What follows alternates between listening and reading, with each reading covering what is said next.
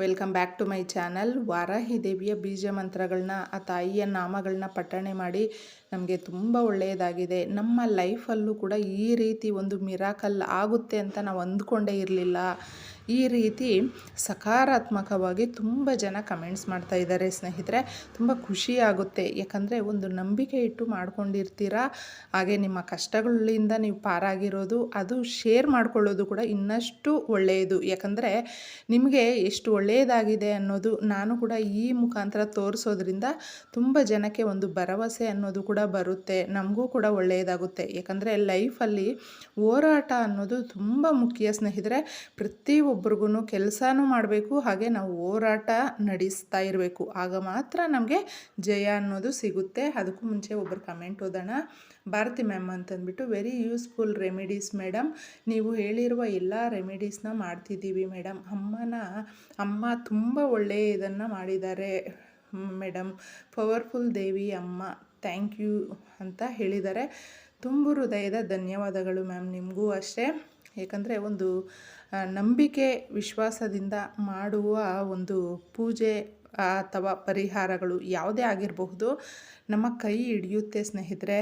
ತಡವಾಗಬಹುದು, ಆದರೆ ತಪ್ಪದೆ ಆ ತಾಯಿಯನ್ನು ನಂಬಿ ಕೆಟ್ಟೋರು ಇಲ್ಲ ಅಂತ ಒಂದು ಮಾತೇ ಇದೆ.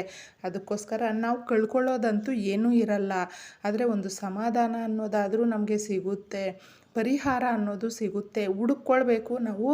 ಯಾವಾಗಲೂ ಎಲ್ರಿಗೂ ಒಂದೇ ರೀತಿ ಕಷ್ಟ ಇರಲ್ಲ ಸ್ನೇಹಿತರೆ. ಅವರವರ ಕಷ್ಟಕ್ಕನುಗುಣವಾಗಿ ಈ ಪರಿಹಾರಗಳನ್ನ ನೀವು ಮಾಡ್ಕೊಳ್ಳಿ. ಈ ದಿನ ತುಂಬ ಸರಳವಾದ ವಿಧಾನದಲ್ಲಿ ಯಾವುದೇ ಒಂದು ಪೂಜೆ ಪರಿಹಾರಗಳು ಮಾಡಿಕೊಳ್ಳದೆ ಸುಮ್ಮನೆ ಹಾಗೆ ಸ್ನೇಹಿತರೆ, ನಾವು ರಾತ್ರಿ ಇನ್ನೇನು ಮಲಗ್ತೀವಿ ಅನ್ನುವಾಗ ತುಂಬ ಜನ ವಾಕ್ ಮಾಡ್ತಾ ಇರ್ತಾರೆ. ವಾಕ್ ಮಾಡಿ ಬಂದು ನಿದ್ದೆ ಮಾಡ್ತಾರೆ. ಹಾಗೆಯೇ ನಾವು ಏಕಾಂತವಾಗಿ ಇದ್ದಾಗ ಆಕಾಶನ ನೋಡ್ತಾ ಇದ್ದರೆ ನಮಗೆ ಏನೇನೋ ಆಲೋಚನೆಗಳು ಬರುತ್ತೆ. ಈ ದಿನ ಎಲ್ಲ ನಾವು ಯಾವ ಥರ ನಡ್ಕೊಂಡ್ವಿ, ಇಲ್ಲಾಂದರೆ ತುಂಬ ವರ್ಷಗಳ ಹಿಂದೆ ಕೂಡ ಹೋಗ್ಬಿಡ್ತೀವಿ. ನಾವು ಈ ರೀತಿ ಸಂತೋಷವಾಗಿದ್ವಿ, ಈಗ ಪ್ರೆಸೆಂಟ್ ತುಂಬ ಕಷ್ಟದಲ್ಲಿದ್ದೀವಿ, ಆ ಥರ ಎಲ್ಲ ನೋವು ಪಟ್ಕೊಳ್ಳೋದೆಲ್ಲ ಇರುತ್ತೆ. ಆದರೆ ನೀವು ರಾತ್ರಿ ಸ್ನೇಹಿತರೆ ಯಾವುದೇ ಒಂದು ನಿಯಮವಿಲ್ಲದೆ ನೋಡಿ, ಡಿಸ್ಪ್ಲೇ ಆಗ್ತಾ ಇರುವ ಈ ಮಂತ್ರವನ್ನು ಸುಮ್ಮನೆ ಆಕಾಶನ ನೋಡಿಕೊಳ್ಳುತ್ತಾ ನಿಮ್ಮ ಏನೇ ಕಷ್ಟಗಳಿರಬಹುದು ಸ್ನೇಹಿತರೆ, ಚಂದ್ರಮೌಳೇಶ್ವರಾಯ ನಮಃ ಅಂತ ನೀವು ಆಕಾಶನ ನೋಡ್ಕೊಳ್ತಾ ಹೇಳ್ಕೊಳ್ಳಿ. ತುಂಬ ಜನಕ್ಕೆ ತುಂಬ ಸರಿ ಅಲ್ಲಿ ಅಂದರೆ ತುಂಬ ಟೈಮು ಆಕಾಶನ ನೋಡ್ಕೊಳ್ತಾ ಇರೋದಕ್ಕೂ ಕೂಡ ಆಗಲ್ಲ. ಸುಮ್ಮನೆ ನೋಡಿಬಿಟ್ಟಾದರೂ ನೀವು ಮನೆಯ ಒಳಗೆ ಬಂದು ಈ ಒಂದು ಮಂತ್ರವನ್ನು 27 ಬಾರಿ ಬರ್ಕೊಳ್ಬೇಕಾಗುತ್ತೆ.